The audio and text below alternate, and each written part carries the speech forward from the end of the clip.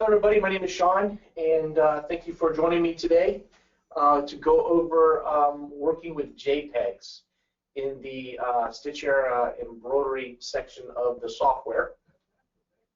Now JPEGs, there's different types of JPEGs. We have low resolution JPEGs, and then you have high resolution JPEGs. The better the resolution, the better you will be able to follow the shape of that image. It would be kind of hard to take, say, a picture of a logo see on somebody's T-shirt, and then all of a sudden, send that to your email, save the image, and load it in your software. It's probably going to be very pixelated, very jagged. For example, you want to get something off the internet, you go to Google Images, you search for something, and be able to load it that way. But what I mean by that is when you're in the software and you go up to the artwork tab, you can open up an image, a vector image, or you can get an application either from CorelDRAW or Illustrator. But you have to have both of those programs on the same computer as your software. And what will happen is when you click on it, it'll go to that program, you find your image, you select it, it brings it directly back into your Stitch Era Liberty software. We have vector files, which in here, the vector formats, which are very clean cut images. You can load either one of these, PLT files, DXFs, CDRs, WMFs. All those work really well, and they're very clean, very sharp images. We have the other option is Open Image. These are all your raster images. And what we have here is you've got your bitmaps, your JPEGs, your PNGs, and so forth. For this image here, I'm going to go to my desktop, and I'm going to choose the photo. I will open it, and let's see here. We have a question. Let's do separate devices. I have sound, but my picture keeps cutting out.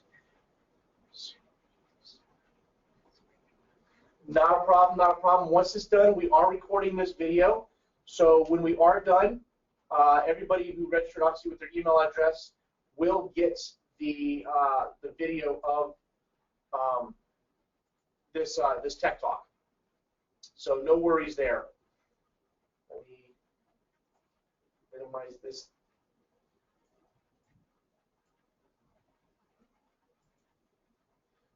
Okay, so what we have here is I opened up a JPEG image. I just scanned this in, not scanned it, I got it off from Google Images.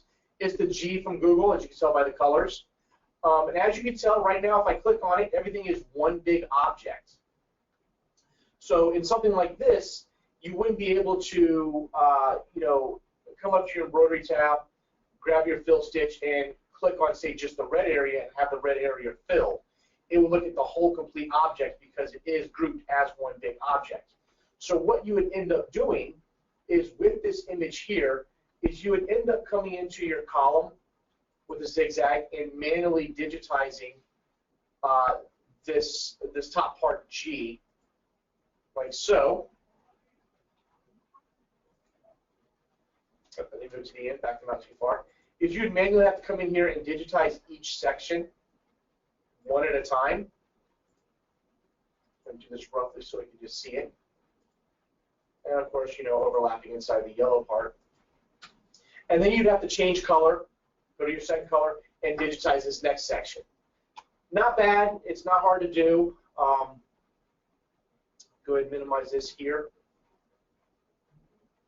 And let me scoot this down.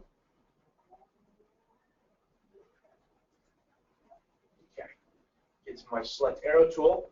So basically, you'd have to do each individual section because it's a JPEG grouped as one object. So the other way that we can do this is we can select this object here. I have another question. Oh, you're welcome. You're welcome.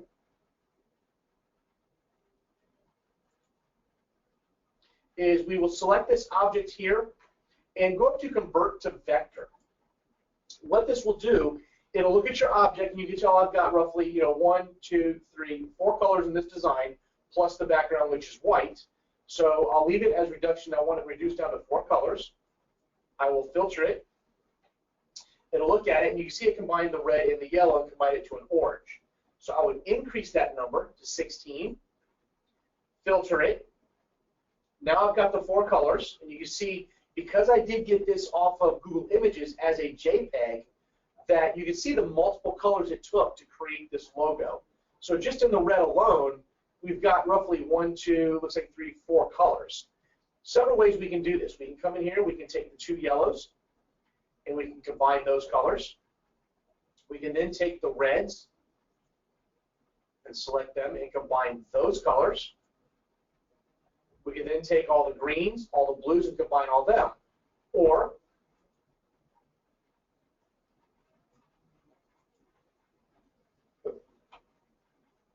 here, combine those, and then take my blues, combine them. So now I've got my 4 colors. You go over here to transparent, and you see we got our 4 colors, and we want white, which is selected, to be the transparent color. Once you have that, click on Vectorize, and then it'll select it, knock all the colors out, click OK. Now you can see it has each individual color is separate, and the background is now gone because we want the background to be transparent. We don't need the background. We're not going to digitize the white. So if I deselect it and I just click on the object now, it only selects the object that I clicked on. So it's a lot easier to digitize doing the auto digitize. And that's something that's coming up to uniform area, choose an area with pattern. And over here where it says auto, changing it to auto complete.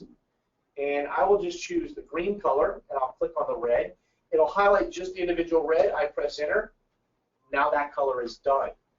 I can go to my second color, select that one, and done.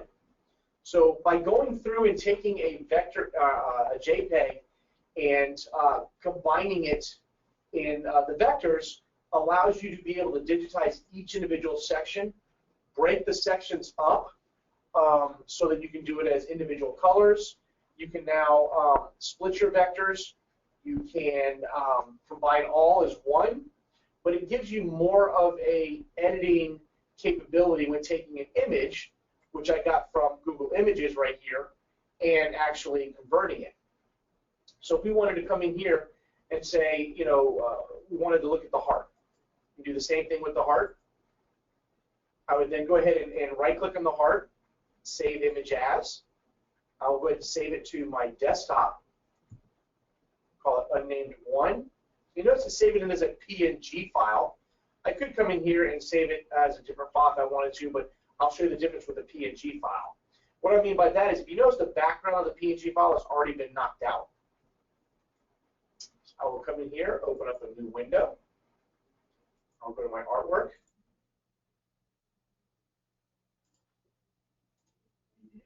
And then there's my PNG file with my background already knocked out. So that's the difference between a JPEG and a PNG file. The PNG file is if someone took it from CorelDRAW and already edited it for you and took out the background. A JPEG is going to leave everything as a solid whole. You can do the same thing here. We can come up here to convert vector, and we can go ahead and filter it. You notice with this one, see the shadow it put right here. Well, that's because there's shadow in our object right here. So what happens was it combined those two colors.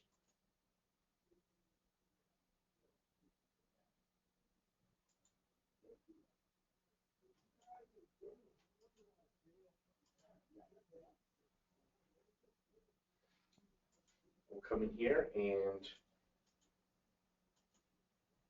combine.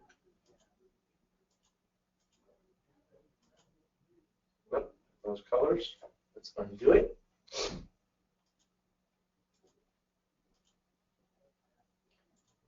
And try to tell what color is what in this design. Vectorize it. And you see what it did here? It broke this up, but that's the image that we got off of Google Images. So now each individual section of this logo is all separate. So you've got a JPEG you can convert to a vector, makes it nice and clean. We can open up a PNG, which deletes the background automatically. but the way this image was on here, because of the shadowing effect, it of course did its own interpretation of that. Let's go ahead and open up this G. We'll save this one as well. We'll save it to our desktop. It's photo 1. Open up a new image. Choose photo 1. Same thing here. We have 2 colors. We can come up here to convert to vector. Filter this. Knock it down just to the 2 colors, which is just the blue and the white. Leave the white transparent. And now we have just our logo. Well, let's say we want to put a number right here. We can actually go to our artwork. We'll go to our text. We'll choose this. We'll type in 24. Click OK. Make that a little bit larger. We'll place it right here. We'll select all. We'll go to combine vectors. We'll simplify. Now what we have is we can take the 24, delete that, and you basically just cut out a number 24 out of this logo that we just downloaded from Google Images. So there's a lot of different ways you can take your images and manipulate them to meet your customer's specifications, whether it be taking an image and knocking it down to one color, taking bits and pieces out of it, adding a number to it to leave it open so that we'll have the shirt here. We could leave the 4 in. We could leave the 24 in, or go ahead and delete the 24 out so that, whoops, wrong way, so that it is open. And you can do this multiple times. You could scan a background in, and you could have created a background, and we can actually just digitize this letter G as another one, put it on top, do the same thing. You go up to combine vectors and simplify, and it will cut them out, make it into 2 separate pieces. So that's what's nice about working with JPEGs. Do you have any questions yet on working with JPEGs or vector images so far?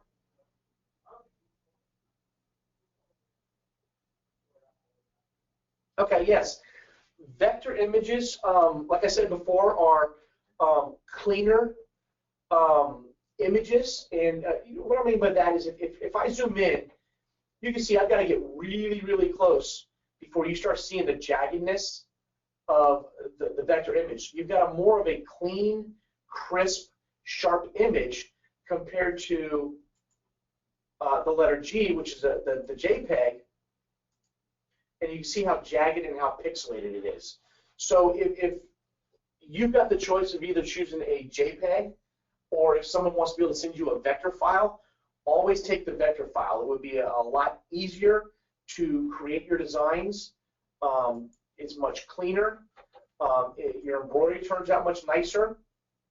I mean, I could select this hole right here, and I could go up to embroidery and choose Art to Stitch, Intelligent, click OK. It'll look at my image, look at the color, and add the stitches automatically for me. I'll go ahead and turn off my design, and then there's my letter G. Now, obviously, it only did what was solid, what was whole, so of course it left the holes here undone. So what I would go ahead and do is I would come in here,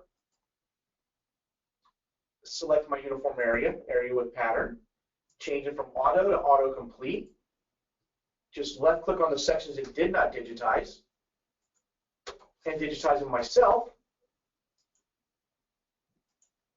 Turn off my image, and then there's my digitized letters. And then you, of course, would go in and add your underlay, add full compensation if you needed full compensation, change the colors, and what have you to finish up with your design. Maybe you want to add a border to the outside. That's simply to do is basically you take the JPEG and you choose here. I'll move this down a little bit. Choose my object manager. I would come over here to borderline. I would choose my satin stitch. and then there I've got a satin border around my objects. Well, I don't want it around the inside of the G or the 24. You can simply take those off, highlight the object, come over to right-click, and you want to separate the border. So now it's going to break everything up and make it individual pieces. So we can come in and say, okay, well, the first path is the outside, second path, the third path, and the fourth path. We'll come over here and delete those, and now we have our border just around our JPEG outside area. So if you have a more pixelated, a less resolution, for example, like say a 200 DPI resolution compared to say a 750 DPI resolution, you're going to get more jagged edges on the edge. So when you do the border frame around that area, it's going to try to follow it accordingly, and you'll get a much jagged edge image. So anytime you can, you definitely want to work with a vector image. There are a lot of things you can do more with the vector image. You can split them, you can break them up, you can choose individual colors, individual sections, change the colors. You choose a low resolution JPEG, and all of a sudden now you've got, like I showed you before, we were trying to convert it, you've got 8 different reds to create that one little section. Vector image, you've got 1. So if you have the choice, I would definitely choose a vectorized image. If you wanted to do what we've just done here, if you don't mind choosing a JPEG off Google Images, and even though the color fades from a light yellow to a dark yellow, but you want it one color, just digitize that section as a one color. There'd be no reason to try to do individual colors or try to break it up. Just go ahead and just digitize it as one color. Do you have any questions so far on the difference between a regular JPEG, low resolution, or a high resolution vector image?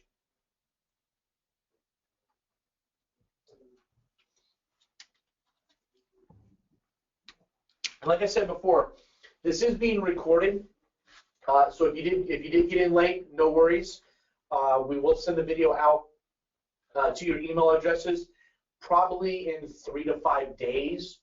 Once it's done downloaded and we run through it and put it up on the website and stuff, you will get a video of what we've gone over today. Working with the images for embroidery, it's pretty simple. It's simply going to images, going to an artwork CD, and just simply taking those logos, incorporating them, and doing what you wish with them to create your finished product for the customer. The same with your true type fonts. Up here in artwork, if you go to the TT text, you've got all your true type fonts here. It is the same as if we'll type in ColDesi. We'll make it bold.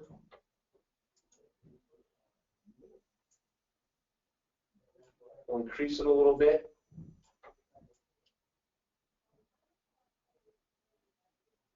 And you can place it in there. That is as a vectorized image. So if I were to zoom in, you can see how clean and how crisp those edges are, because it's a sharp image. So given the choice, I would definitely try to choose a vector image more so over a 200 DPI JPEG that you scanned off somebody's business card and then loaded up as an image. You can take that and try converting it, but since it started off as a low resolution, it's going to be a lot trickier to convert it. I would just digitize it off that business card and just create clean up the rough edges as you go. Rather than you would spend more time trying to convert it, trying to clean up the edges than you would to go ahead and look at the logo and just digitize it straight off the image. But if you can, someone gives you a business card and says, I want my logo, ask them if they have the image available, if they can send you the image in a PNG file or a CDR file or an AI file, and it will be a lot cleaner and easier to create their logo and faster to create their logo than using a scanned image off of someone's business card. Do you have any other questions on working with JPEGs or vectorized images?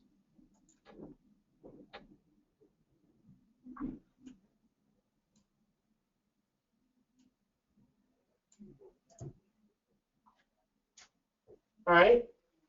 I know this is a short one today. Not really a lot to talk about with vectorized images or what you can do with them. But like I said, and I keep repeating, vectorized images is the way to go when incorporating a design. So if I have no other questions, I do appreciate everybody hanging in there, and I do apologize for the delay. It was my fault. We had a meeting, ran over this morning, so I was a little late logging in. I do appreciate everybody sticking around, and feel free to ask questions. Call our support if you have images you have questions about.